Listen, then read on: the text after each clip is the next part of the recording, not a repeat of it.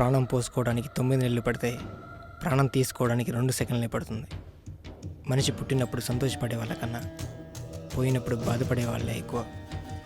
అందుకే నా దృష్టిలో పుట్టుక కన్నా చావే గొప్పది. మనిషి చావుకు అర్థం చెప్పలేడు, అదే చావు మనిషికి జీవితం అంటే అర్థం చెబుతుంది.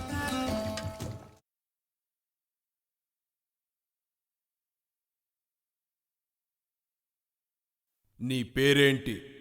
మనిషి. నేనడిగింది నీ పేరు. మనిషే. ఇక్కడికెందుకు వచ్చావు? ప్రియురాలు దూరమైంది, అందుకే వచ్చాను. ప్రియురాలు దూరమైతే ఇక్కడికి వస్తావా? ఎవరు వద్దు. నేనెవరో తెలుసా? తెలుసు, మరణం. నిన్నెవరు కాదన్నా, నీకెవరు వద్దన్నా, ఏమైనా కాని నువ్వు నన్ను చేరకూడదు, నేనే నిన్ను చేరాలి. నీకు తెలీదా? నువ్వెప్పుడు ఆలస్యంగా వస్తావు. ఇంతలో నా హృదయం శతకోటి ముక్కలవుతుంది. జీవమంతా ఆవిరైపోతుంది. నిర్జీవంగానే బ్రతుకుతూ ఉంటాను. అందుకే నేను నిన్ను వెతుక్కుంటూ వస్తాను. అన్నిటికీ నేనే గమ్యమా? నీలో ధైర్యం లేదా? బ్రతకాలన్న కోరిక లేదా? ప్రియురాలు దూరమైతే ఇంకా ఎవరూ లేరా?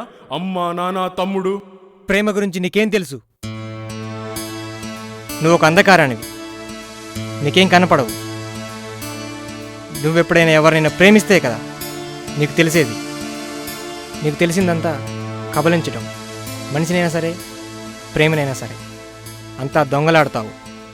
నిన్నెవరూ గెలవలేరనే పొగరు. నీ ఇష్టం వచ్చినట్లు మా మనసులతో ఆడుకుంటావు. అసలు నువ్వంటే నాకు ఇష్టం లేదు, కానీ గతి లేక ఆఖరి మజిలీ నీవే కాబట్టి నీ దగ్గరికే నా ప్రయాణం.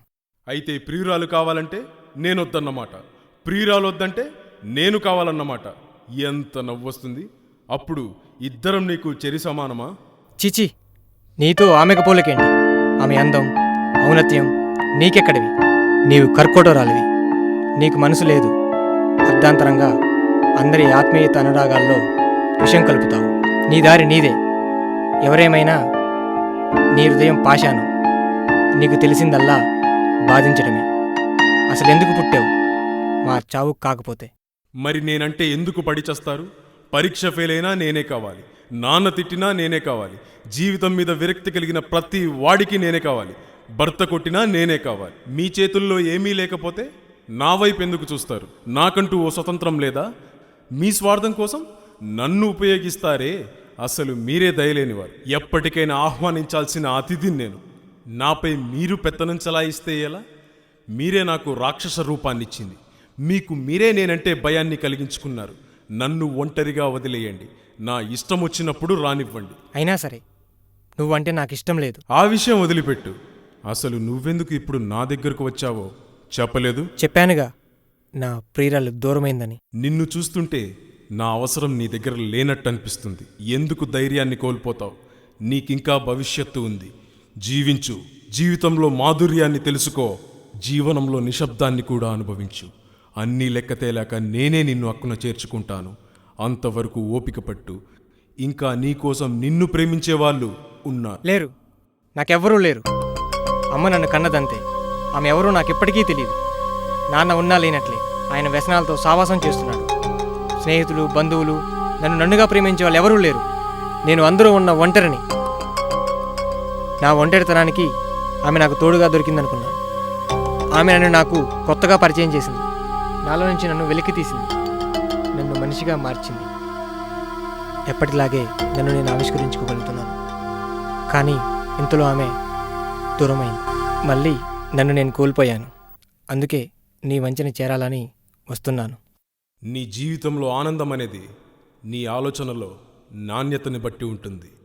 కలలు కనే కనులకు కన్నీరెంత దూరమో, మనసు పడే మమతకు మరుపెంత కష్టమో నాకే తెలుసు. ఇంతకీ ఆమె ఎవరో చెప్పనేలేదు? నా ప్రియురాలు. అది తెలుసులేవయ్యా. ఆమె ఎవరో చెప్పు.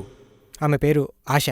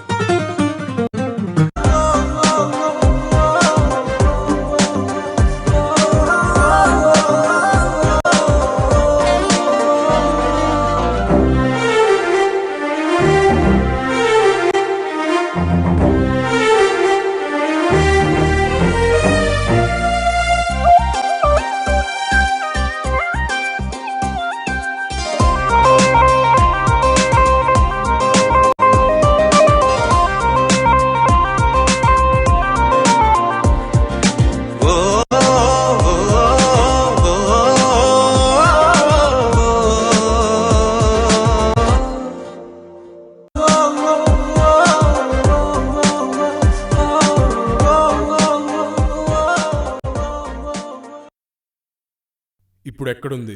నీ దగ్గరే ఉంది. అదే చనిపోయింది నా ఆశ.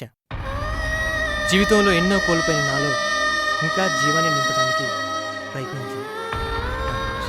ఆమె వల్ల నా జీవితంలో ఎన్నో విధాలుగా పోరాడుతూనే ఉన్నాను, కానీ ఓడుతూనే ఉన్నాను. నేనంటూ ఏమీ లేను, ఆమె లేని నేను లేను. అందుకే ఆమెను వెతుక్కుంటూ నీ వద్దకు వచ్చాను. ఆమె వద్దకు చేరాలని నిన్ను వేడుకుంటున్నాను. ఓ మనిషి, ఎందుకింత దిగులు పడతావు? నాలో చేరితే నీ దిగులు తీరినట్టేనా? ఆలోచించు. నేనొక పుష్పక విమానాన్ని. నాలో అందరూ చేరినా మరొకరికి చోటు ఉంటుంది. నీ వంతు వచ్చినప్పుడు నీ స్థానం పదిలంగా ఉంటుంది. అంతవరకు నీకు ఇష్టమైన కష్టమైన జీవన పోరాటం తప్పదు. చనిపోవాలని నిర్ణయించుకున్న వాళ్ళకి అందుకు చాలా కారణాలు ఉండొచ్చు, కానీ బ్రతకాలంటే బ్రతుకు మీద ఆశ కాదు, సాధించాలనే తపన బ్రతికిస్తుంది. అందుకే మీకోసం ఈ చిత్రం.